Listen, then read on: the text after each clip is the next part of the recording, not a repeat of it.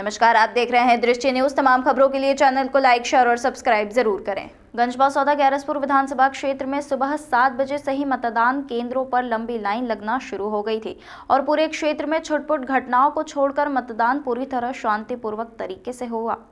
भाजपा एवं कांग्रेस सहित सभी प्रत्याशी और उनके चुनावी एजेंट मतदान केंद्रों पर भ्रमण करते रहे। इस बार पहली बार मतदान करने वाले युवक युवतियों की संख्या मतदान केंद्रों पर अधिक देखने को मिली, तो वहीं महिलाओं और पुरुषों ने मतदान में बढ़ चढ़कर भाग लिया।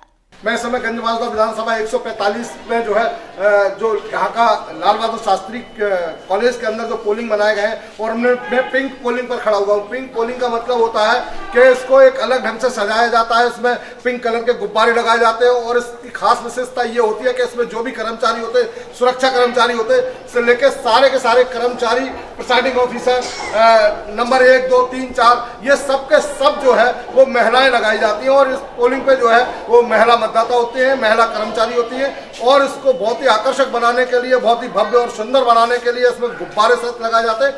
यही कारण है कि पूरे जो है क्षेत्र में इस समय चुनाव आयोग ने जो एक विशेष व्यवस्था की है वो एक तो पिंक पोलिंग की है और जो पहली बार व्यवस्था की है वो की है दिव्यांग पोलिंगों की, जिनमें दिव्यांग पोलिंग बनाए गए हैं। उनमें कर्मचारी भी दिव्यांग होते हैं और वो ही पूरे चुनाव के इसको संचालित करते हैं। कब से लाइन में लगे? हम भी 3 साढ़े 3 बजे से लाइन में लगे। 3 साढ़े 3 बजे से लगे। तो इतनी लंबी लाइन और इतना कष्ट उठा के आप मतदान कर रही हैं, क्या सोच के मतदान कर रही हैं?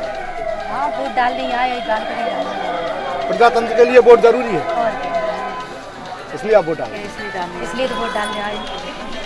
माशा जी, आपने लाइफ का पहली बार वोट डाला, नई मतदाता बनी, आप किस तरह की सरकार की उम्मीद करती हैं? थोड़ा मतलब मैं किसी ऐसे साइन को नहीं कि ये भाजपा या कांग्रेस या इससे कोई नहीं, कैंडिडेट से मेन अपना वो है। हाँ। तो जहाँ पर ज़्यादा डेवलपमेंट हो, जहाँ पर जो थोड़ी थोड़ी सी प्रॉब्लम्स आ रही है जिसको कोई ज़्यादा ध्यान नहीं देता है, तो मैं वही एक्सपेक्ट करूँगी। क्या लगता है ये प्रजातंत्र का महापर्व और ये अधिकार आपको है कि आप अपने वोट से जो है सरकारें बदल सकते हैं, है ना? तो कैसा लगा आपको वोटिंग करके? अच्छा लगा, काफ़ी अच्छा लगा। अच्छा लगा जी, भविष्य में आगे भी आप वोट करेंगे? करूँगी। आपको पता है आपकी वोट जो है वो सरकार बनाते हैं। यूथ के लिए क्या चाहते हैं? एजुकेशन सबसे ज़्यादा इम्पोर्टेंट है हमारे ये यंगस्टर्स के लिए, और सबके एजुकेशन मेन है। उसके अलावा भी बहुत सारी चीज़ें हैं। देश में एक बड़ी समस्या है यूथ के सामने, रोजगार। हाँ, इसे आप किस ढंग से? मैं इसको ये भी एजुकेशन से ही रिलेटेड है देखा जाए तो। और हाँ, रोज़गार की बात अगर हम ऐसे करें तो हाँ, अपॉर्चुनिटीज़ बहुत ज़्यादा कम है, बहुत ज़्यादा कम है और कभी कभी खा ली जाती है अपॉर्चुनिटी। मतलब होती है लेकिन कभी कभी वो ले ली जाती है, सोर्स लगवा कर लोग कहीं और से, मतलब वो मिल नहीं पाती है। देवेंद्र जी, अभी जो गंजबासौदा विधानसभा पर मतदान हो रहा है, तो ये किस तरह से मतदान चल रहा है? और अभी 9 बज चुके हैं, 12% मतदान हो चुका है। मतदान पूर्ण शांतिप्रिय चल रहा है और जहाँ तक है विधि से जले की बात, हाँ, तो 5 सीटों पर बदलाव की लहर है। 5 सीटों पर कांग्रेस विजयी होगी। 5 सीटों पर बदलाव है, तो इसका मतलब विदिशा में तो कांग्रेस का पहले से विधायक है, वहाँ बदलाव हो रहा है क्या? नहीं, ये मैं नहीं कह सकता। 4 सीटों पे बदलाव हो रहा है। 4 सीटों, 5 सीट हम जीत रहे हैं। नए वोटर है ना? हाँ, क्या समझ में आया ये प्रजातंत्र के लिए क्यों जरूरी है? ये जरूरी है क्योंकि ताकि गलत नेता ना चुना जाए, हाँ। और जिससे कि अपन मतलब सही चुने और अपना जो नेता है वो सही बने। और सबको वोट देख के देना चाहिए, ना कि जाति या नाम देख के वोट देना चाहिए सबको कि कौन सही है और कौन सही शासन चला सकता है। आप जैसे युवाओं के मन में क्या है, किस तरह की शासन होना चाहिए, किस तरह की सरकार बनना चाहिए? जो सही काम करे और जो सिर्फ मतलब जो सिर्फ अकेले जन के बारे में ना सोचे, ये पूरे प्रजातंत्र के बारे में और जो पूरे देश की भलाई के बारे में सोचे। युवाओं के बारे में आपका क्या सोच है, किस तरह का होना चाहिए जो युवाओं के लिए? युवाओं के लिए अभी पढ़ाई के लिए उनको कुछ करना चाहिए और उनको जैसे कि अभी वोटिंग भी हो रही है, तो वोटिंग के लिए भी उनको जैसे कुछ अलग, जैसे अगर कोई वोट डालने नहीं आ पा रहा है तो उसके लिए भी जैसे किसी का गांव पे वोटर आईडी रहता है, तो उनको पहले से ये ध्यान रखना चाहिए कि किस पे पहुंच रहा है और नहीं। मध्य प्रदेश में, और उसमें साथ साथ गंजबासौदा विधानसभा सीट पर 145 पे जो मतदान चल रहा है, तो आप पूरे जिले को ओवरऑल कैसे देख रहे हो, बासोदा को आपका देखने का क्या नजरिया? विदिशा जिले में मतदान शांतिपूर्ण चल रहा है, राष्ट्र हित में मतदान हो रहा है। 5 सीटों पर भारतीय जनता पार्टी बढ़त बनाए हुए है और निश्चित कमल खिलने जा रहा है। और अभी तो सुबह सुबह का टाइम है, 9 बजे का, कुल 12% मतदान हुआ है। 12% पूरा भारतीय जनता पार्टी को। इतनी जल्दी डिसीजन भी दे रहे हैं? डिसीजन बिल्कुल, 5 सीटें भाजपा। सब दूर शांतिपूर्ण मतदान हो रहा है? शांतिपूर्ण मतदान है। आज पूरे मध्य प्रदेश में मतदान चल रहा है और गंजबाजा विधानसभा सीट पर भी मतदान चल रहा है, तो आप इस चुनाव को किस तरीके से देखते हैं?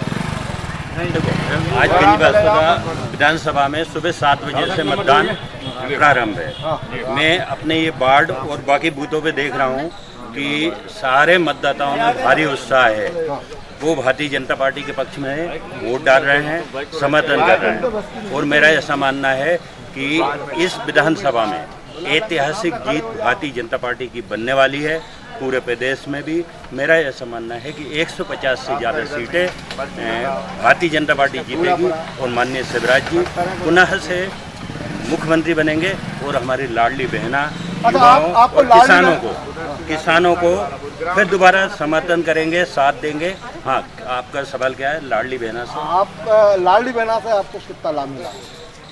मेरा ऐसा मानना है कि प्रत्येक बूथ पे लाडली बहना की लंबी लाइनें लगी है। शायद आपने भी अभी देखा होगा। वो महिलाओं की लगी, वो लाडली बहना ही है। उनमें से ना 80% ऐसी महिलाएं हैं। मैं हर महिला को लाडली बहना नहीं मानता। मैं मानता हूँ, लेकिन 80% में कह रहा हूँ वो बहनें हैं जिनको इस योजनाओं का पूरा लाभ मिल रहा है। आपका क्या कहना है?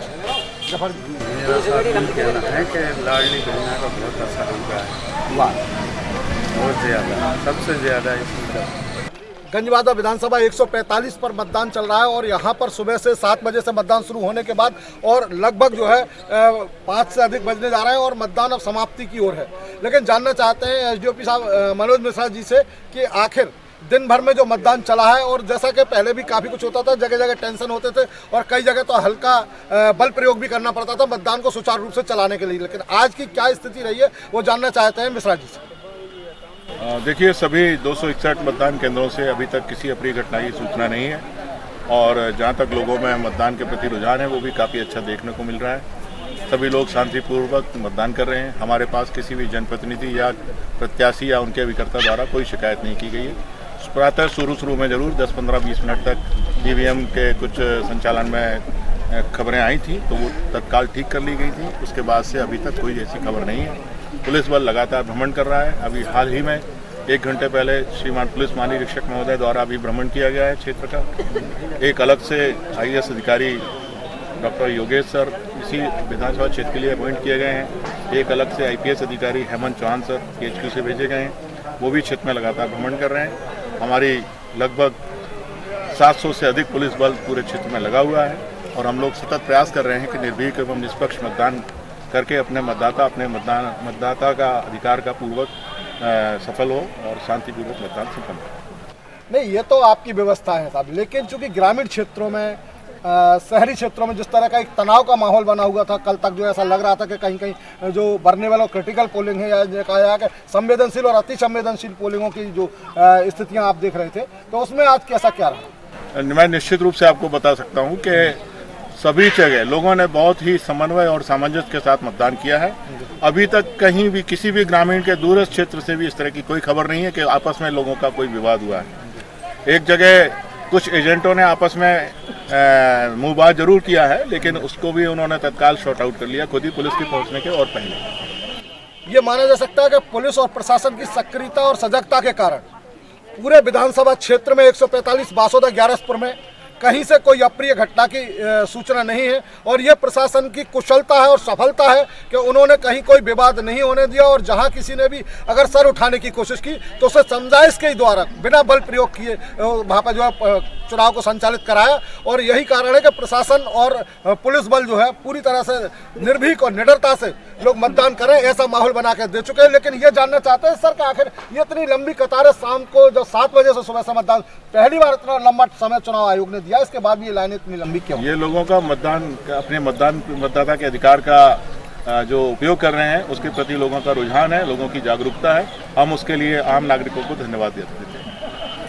ये कहीं ना कहीं प्रशासन और पुलिस के बीच में जिस तरह से समन्वय बिठाकर लोगों से निर्भीक और निडर मतदान कराया गया और लोग अपने घरों से पहला मौका है जब इतनी बड़ी मात्रा में निकले हैं और सुबह 7 बजे से लेकर अभी तक जो है लंबी लंबी कतारें लगी हुई हैं और मतदाताओं का आना रेले के रेले अभी मतदान केंद्रों की तरफ बढ़ रहे हैं, जिससे ये लगता है कि ये मतदान काफी लंबे समय तक चलेगा। हो सकता है रात को 9 भी बज जाए। दृष्टि न्यूज के लिए यशपाल यादव, गंज बासुदा।